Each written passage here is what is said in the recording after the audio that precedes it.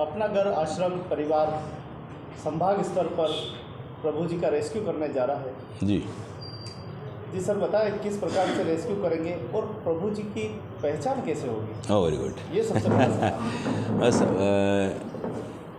हम उदयपुर संभाग में दिनांक 29 फरवरी 2024 से 5 मार्च तक का रेस्क्यू कर रहे हैं और इसमें 2-2 दिन हर एक ज़िले के लिए दिया जाएगा। 2 दिन उदयपुर के लिए, 2 दिन डूंगरपुर, 2 दिन बांसवाड़ा, 2 दिन प्रतापगढ़, 2 दिन राजसमंद और 2 दिन चित्तौड़गढ़ के लिए जाएंगे।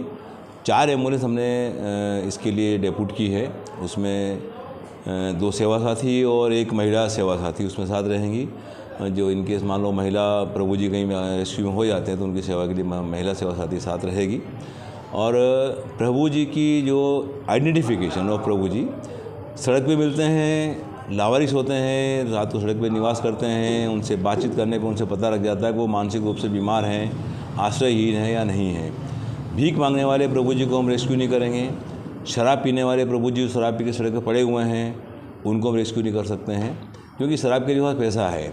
जिसके लिए क्लीन शेव्ड हैं, शेव बनी हुई है, बाल कटे हुए हैं, जूते चप्पल पहने हुए हैं, सड़क पर पड़े हुए हैं, इसका मतलब वो किसी विशेष कारण से पड़े हैं, शराब से या नशे के कारण से पड़े हैं।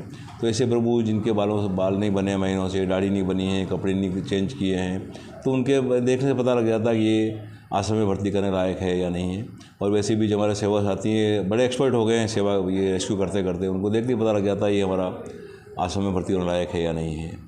तो हम चाहते हैं कि हमारा जो हेल्पलाइन नंबर लगा है 7412061028, ये हमारा हेल्पलाइन नंबर है। तो इन जिलों के निवासी हमें इस नंबर पर फ़ोन करेंगे, हमारी एम्बुलेंस इमीडिएट जब भी तुरंत वहाँ पहुँचेगी और उनको रेस्क्यू करके लाएगी।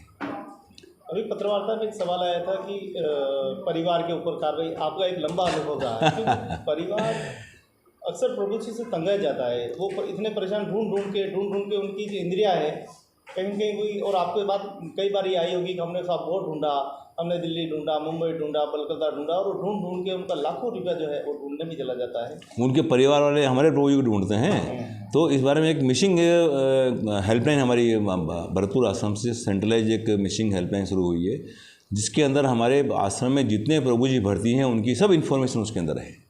तो यदि कोई आदमी उस मिसिंग पर्सन का फ़ोटो डालता है तो हमारी मिसिंग हेल्पलाइन उस आदमी को ढूंढ के बाहर निकालती है कि ये आदमी इस आश्रम में इस तारीख से भर्ती है। तो इस तरह से हम डायरेक्ट सहयोग कर सकते हैं पुलिस वालों को।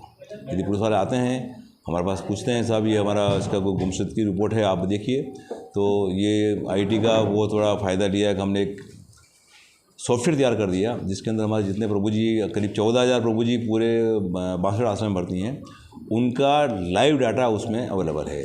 तो किसी के बारे में सूचना करना है कि आप पूछो कौन है आदमी है, तो उसे हमको पता लग जाता है। आपको क्या लगता है सरकार को इस और ध्यान, राज्य सरकार हो चाहे केंद्र हो, दोनों को ध्यान देने की आवश्यकता आपको क्या लग रहा है? सर ध्यान देने की तो आवश्यकता कहाँ नहीं है, लेकिन वो सरकारी कार्यक्रम हो जाते हैं। क्या हर आदमी का सरकारी फॉर्मेलिटी पूरी करो और आदमी काम करो?